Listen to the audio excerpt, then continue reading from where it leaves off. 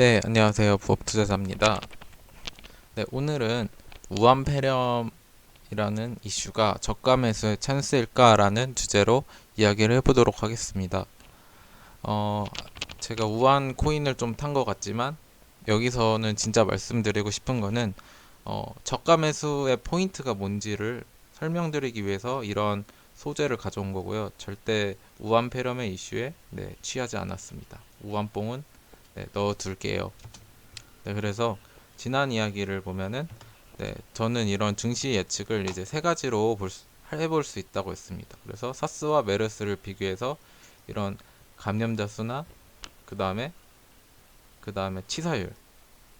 치사율이나 이제 확산 속도 이런 걸 봤는데 감염자 수는 좀 많이 늘었지만 치사율은 매우 낮았고 그다음에 확산자 수도 많았습니다. 하지만 이런 것들을 이제 이런 과학기술의 진보로 어느 정도 해결해 줄 수 있지 않을까라는 이야기가 있었죠.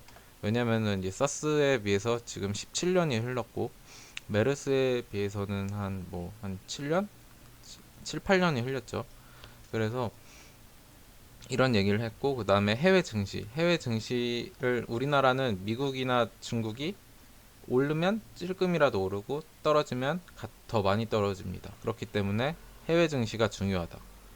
그래서 이제 그 전날에는 이렇게 윗꼬리를 달아서 긍정적으로 보았습니다. 그리고 전염병의 여파, 이것도 전염병이 이제 더 심각해질지 이런 부분을 지켜봐야 된다고 했는데, 역시나 해외 증시가 올랐죠. 그래서 오늘 우리나라 증시도 많이 올랐습니다. 오늘 코스닥이 1% 정도 올랐습니다.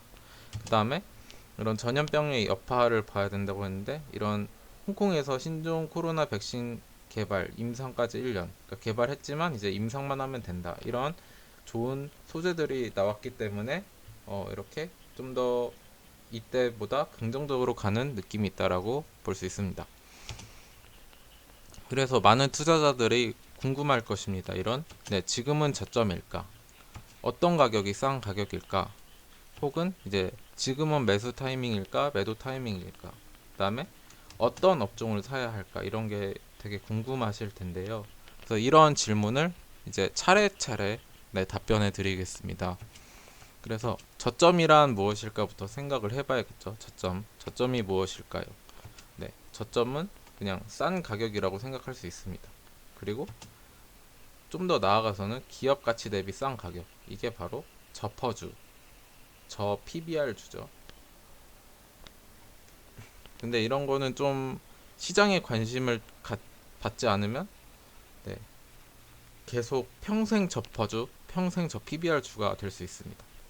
그래서 해당 주주들보다 싸게 산 가격이 될 수 있는데 이런 거의 함정은 뭐냐면 계속 떨어지는 주식. 이러다가 이때 싸게 샀어 이래놓고 나중에 상장 폐지 당하면 안 되겠죠. 그래서 제가 가장 강조하고 싶은 거는 이제 시장의 인식 대비 싼 가격인 종목을 사는 것이 좋습니다.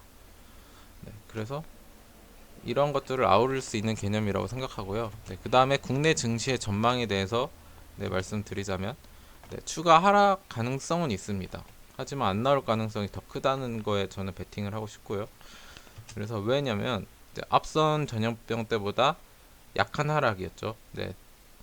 그 두 전염병이 있을 때는 이제 음봉으로 이제 마이너스 10%의 저점과 마이너스 한 7%의 종가 기준으로 이제 월봉이 이렇게 그려졌습니다.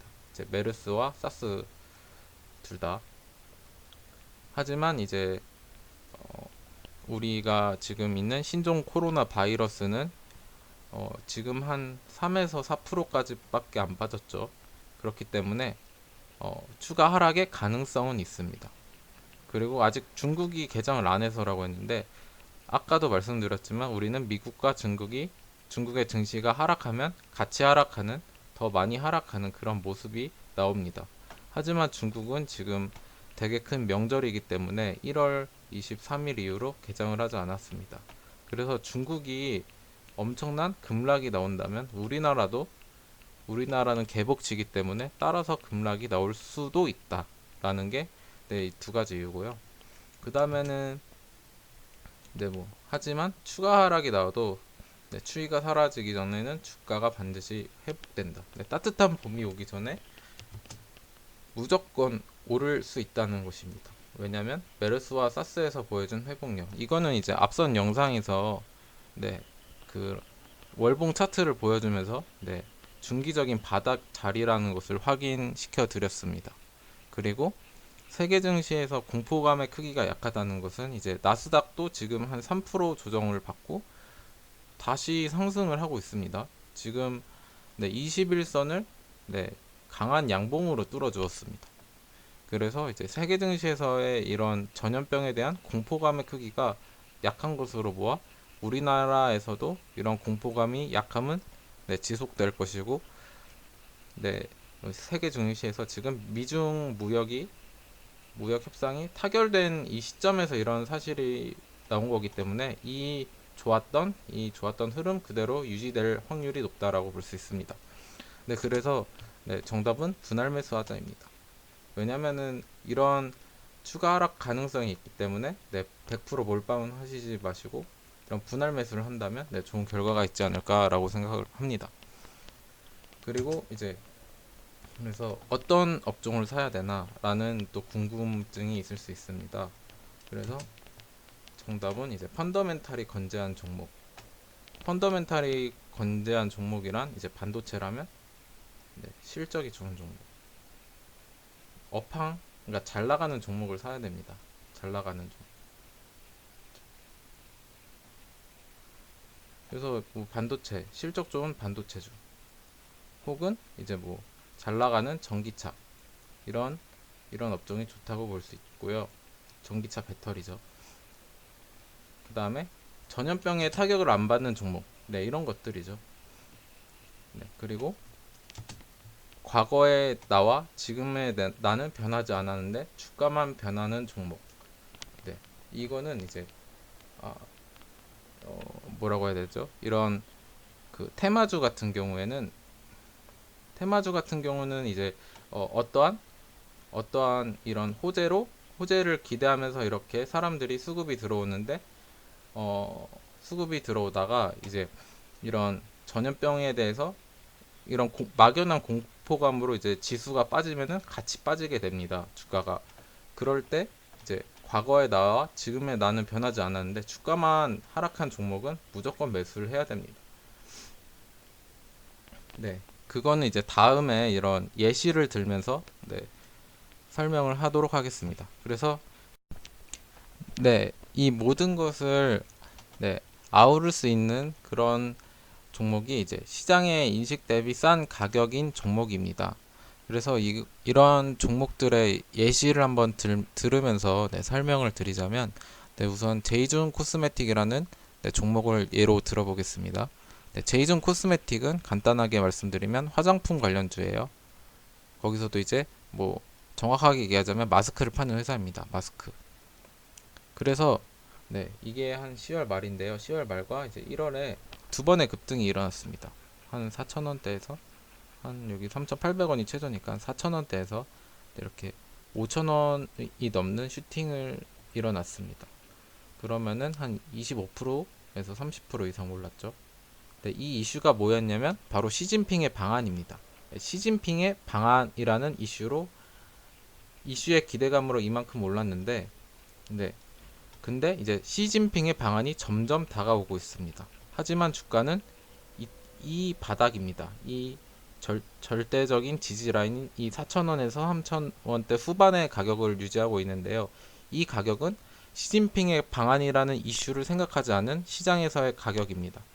시장에서의 그냥 현재 화장품주의 이런 베이스 라인의 가격이라고 보시면 되고, 만약에 시청자분들께서 네, 시진핑이 방한할 것 같다 이러면은 앞으로 이만큼의 상승의 여지가 있기 때문에 이거는 정말 시장의 인식 대비 싼 가격이라고 할 수 있겠습니다. 네, 그리고 이거는 이제 이런 앞서 말한 세 번째 예시라고 볼 수 있고요. 네, 다음은 파워 로직스인데요. 네, 파워 로직스는 네, 카메라 모듈을 만드는 회사입니다. 그리고 뭐 배터리 사업부도 있고요. 네, 하지만 이제 카메라 모듈이 이제 매출의 한 80% 정도를 차지하고 있습니다. 네, 요번에 뭐 배터리 쪽에서 무언가를 양산한다는 네, 소식도 있었는데 네, 이런 건 추가적인 호재가 되겠죠. 네, 아무튼 네, 간단하게 이 종목을 소개하자면 그냥 저평가 저평가된 이제 IT 기업인데 네, 뭐 이 기업은 이제 매출이 1조인데 시가총액이 뭐 한 3천억대 되는 회사입니다. 네, 자세한 내용을 네, 알고 싶으시다면 네, 제 다른 영상을 파워로직스 영상이 있는데 그 부분을 참조하셔도 좋을 것 같습니다.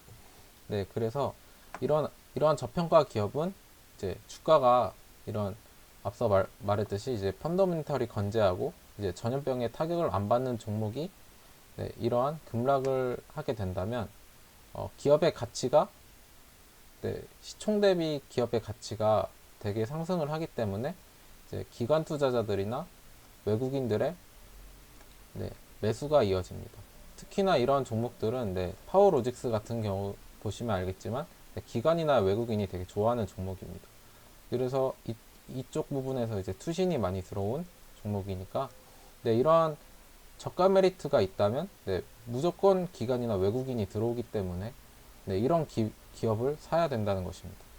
그래서 이런 기업이 네, 시장의 인식 대비 싼 가격이 되는 종목입니다. 네, 그 다음에 이 가슴 아픈 종목을 또 얘기하게 되네요. 큐브엔터라는 종목인데요. 제가 기업 분석을 하자마자 10%가 떨어져서 네, 좀 마음이 아픈 종목입니다. 네, 아무튼 이 큐브엔터 같은 경우에도 네, 앞선 제이준 코스메틱과 유사합니다. 그래서 이런 큐브엔터의 가장 중요한 이슈는 네, 매각 이슈입니다. 근데 매각 이슈가 아직 유효합니다. 네, 기사는 물론 안 나오고 매각이 지연될 수는 있지만 네, 매각이란 이슈가 건재한데 이제 10%가 빠졌다라고 하면은 이제 이때도 매각이란 기대감이 있었고 이때도 매각이란 기대감이 있었는데 이때 10% 빠지면 네, 매각이란 이슈를 기대하는 사람의 입장으로서는 네, 싼 가격에 사는 것이죠. 그래서 이런 공포심에 사는 것이 중요합니다. 시장의 인식 대비 싼 가격입니다. 만약에 매각의 기대감으로 목표 주가를 자기가 이쪽으로 잡았다면 네, 이 가격이든 싸다고 생각하고 무조건 사셔야 되는 겁니다. 그래서 제가 말씀드리는 것은 이제 이런 악재는 분할 매수를 하자. 이런 세 번째 경우, 과거의 나와 지금의 내가 변하지 않았지만 주가만 변하는 이러한 종목을 매수하자는 것입니다. 그래서 큐브엔터 역시 이러한 예시에 포함될 수 있고, 네, 오늘 희소식인 게 이제 JP 모간 형님들이 네, 한 4만 주 가량을 매수해 주셨습니다. 네, 이런 종목이고요. 그리고 마지막으로 새우 글로벌인데요. 이건 이제 홍준표 관련주. 홍준표는 좀 독고다이기 때문에 정치 테마주가 네, 친구, 인맥 이런 거 절대 없습니다. 이거는 이제 밀양 신공항 관련주입니다. 밀양 신공항.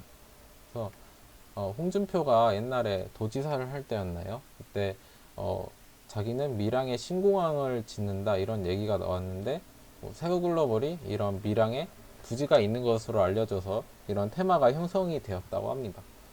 네, 여기서도 변하지 않는 사실은 총선이 진행이 아직도 네, 총선은 아직도 남았고 디데이는 점점 다가오고 있습니다. 그렇죠? 그리고 홍준표가 이제 자기 고향 쪽인 이제 밀양 쪽으로 나가고 싶다. 뭐 그런 얘기를 했었습니다. 그러니까 그런 이슈들이 변하지 않았는데 이런 악재 때문에 공포감에 빠진 이런 종목들을 사야 된다는 것입니다. 이런 것들이 다 시장의 인식 대비 싼 가격입니다. 네, 뭐 반대로 이제 호텔신라 이런 것들은 전염병으로 이제 객들이 줄기 때문에 이거는 직접적인 실적에 타격을 입습니다. 실적이 타격을 입어서 이제 매출이 하락하기 때문에 이런 실적이 타격을 받기 때문에 주가가 하락을 하는 거기 때문에 시장의 인식 대비 싼 가격이 아니고 이거는 이제 기업의 가치 평가절하되는 겁니다. 가치 자체가 떨어지는 것이죠. 네, 이런 식으로 이제 시장의 인식에 대비 싼 가격의 종목들을 매수하라는 게 이번 영상의 포인트였습니다. 네, 오늘은 여기까지 하겠습니다. 감사합니다.